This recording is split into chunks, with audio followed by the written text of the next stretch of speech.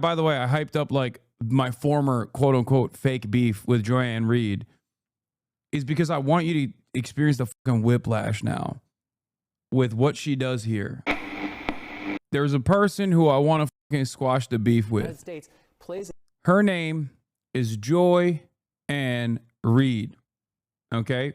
Speaking of black people's business, or speaking of cynical weaponizations of identity politics from the utilization of standpoint theory as a black woman, using that at every fucking opportunity to dagger the campaign of a radical candidate like Bernie Sanders. Joy Reid, the beef is squashed. I mean, it's been squashed because she's been an incredible voice, surprisingly enough. Long gone are the days where Joy Reid would bring forth a body language expert to try and find ways of attacking Bernard fucking Sanders. Because remember what that one chatter I was yelling at about, like, well, black people ain't rocking with this person. We're not rocking with them if they're not rocking with us. You only talk about black people when it comes to voting or whatever the fuck, right? Like all that shit, all of that cynical ass, bullshit ass, brain broken, wrecker behavior ass nonsense was demonstrated by Joy Reid time and time again. Whenever Bernie Sanders was seemingly doing well, MSNBC would bring her out like a mercenary to be like, Bernie Sanders is a Klansman. Bernie Sanders literally is at the Klans rally. Bernie Sanders is killing black children if possible. She doesn't do that anymore. She absolutely, seemingly in the last couple of years, especially after the Gaza, after the genocide in Gaza, has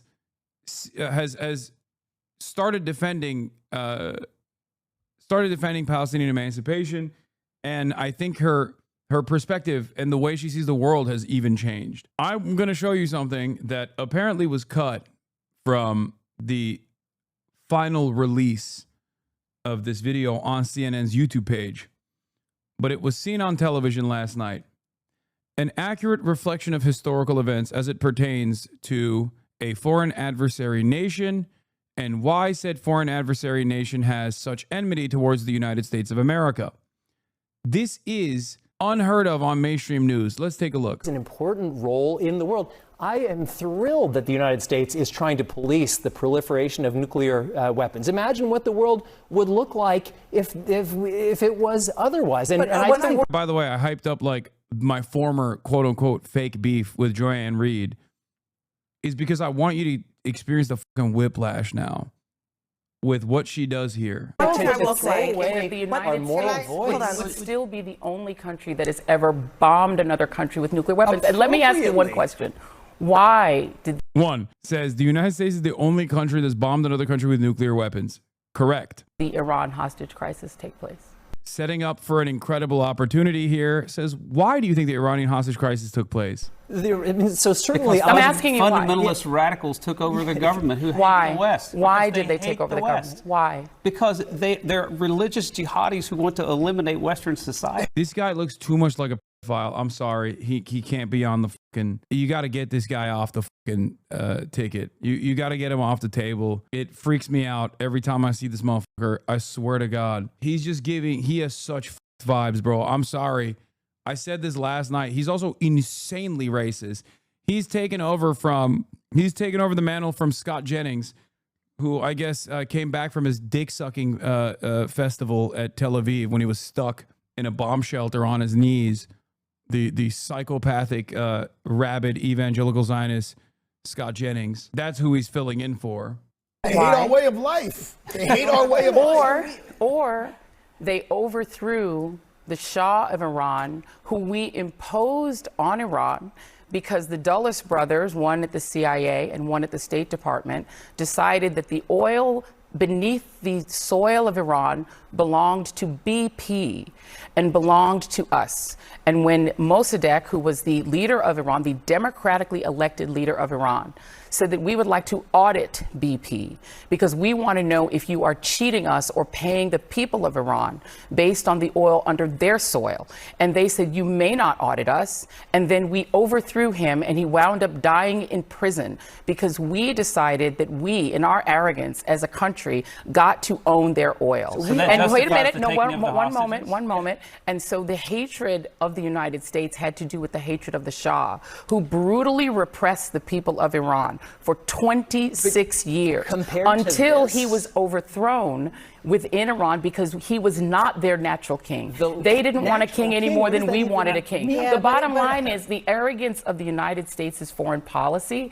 We act as if people act in a vacuum, and that nothing we do. I love her. I have so much respect for her now. I have so much respect for her now. And there's another thing that I'm going to show you in a second. Many of you probably know, because she used to be on MSNBC. Like I said, was a MSNBC contributor, like a mercenary that they would bring out to fucking talk about how Bernie Sanders was radical, scary, misogynistic, anti-black. I think Gaza truly changed her worldview. Maybe she always knew this stuff, and maybe she chose not to talk about it. I never heard her perspective, at least like offering historic clarity. But she had her own fucking show at MSNBC. She does not anymore, and we'll talk about it in a second. But what she just described here in a matter of 2 minutes is accurate history that specifically details why there is so much enmity towards the United States of America in places like Iran. It showcases imperial arrogance, and it just is an accurate assessment of historical events, an accurate retelling of historical events. When is the last time you've heard something like this on national television?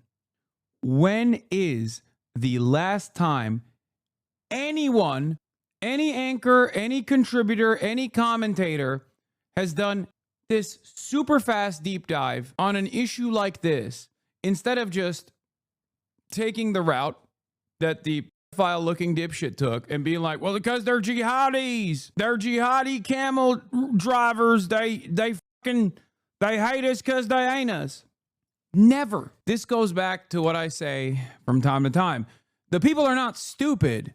They are purposely kept stupid. I guess I shouldn't speak on this too much because I do believe that because mainstream television refuses to show this perspective, which is just history, by the way. It's not even like a biased framework. It's just history. Because mainstream media will take actually brilliant people like Mark Lamont Hill, and I'm certain many of these other commentators are not oblivious to this reality, but they're just like, they purposely silence themselves, engage in an act of self-censorship as Noam Chomsky points to, in an effort to preserve their careers, in an effort to constantly go up the career ladder, that they keep the American population stupid. But like I said, it's beneficial for someone like myself. This is precisely the reason why I have the community that I have now. I have the audience that I have now, because I don't worry about these sorts of career ambitions. I am able to remain independent. Has ever led to the hatred of us in other countries. And I'm not saying that hostages should be taken, but you just said because they hate our freedoms. Well, that's BS. No, they hate the Western world. I want to answer It's fantastic that Joy Reid did this. She's brilliant, she's smart, she's concise, and she cuts away at the fucking white old men that are so clearly racist too. So openly racist. Like they're wearing it on their fucking sleeves, dude. This is the thing that I fucking hate the most. Like, it's not just the racism in and of itself. It's not the Islamophobia in and of itself, but it's also like the shameless way in which so many people are openly advocating for these sorts of things, like with knowing full well that there are no repercussions and maybe even a positive contribution to your career. It's so fucking annoying, dude. I hate that shit. But getting back to what I was talking about with respect to Brianna Joy Gray, who made this assessment about Joy Reid and why she was fucking fired from MSNBC. She had a show, by the way, chat. She had a whole ass show. She wasn't just a contributor. I think the other piece is Gaza. And you just can't get away from the fact that talking about Gaza in a way that humanizes Palestinians is not the usual way that cable news operates or that any news in this country operates. For whatever reason, that topic makes people uncomfortable. And it doesn't make regular folks uncomfortable, because I think the majority of Americans agree that what's happening there is not just a genocide, but is unconscionable for us to participate in. I think most Americans believe that, agree with that. But there was a discomfort with that topic that I saw in the policing of my social media, in requests to not like certain things on social media. There was a sense that topic, it makes people uncomfortable. Saying you want to see innocent men, women, and children not be killed shouldn't make anybody uncomfortable. It shouldn't. It didn't with Rwanda. When the Hutu and the Tutsi were slaughtering each other, we very easily in the media said that was a genocide, right? I mean, if you look at what Russia is doing to Ukraine, when they bomb a school or a hospital or a music school, that is reported as barbaric. It's reported as genocidal. When they're stealing Ukrainian children and kidnapping them to Russia, there's moral clarity from the media, and there's no hesitation to say that what Russia is doing is evil. But when it comes to what's happening to the people in Gaza, number one, it isn't talked about that much on U.S. media. If you go overseas, it's on a lot more.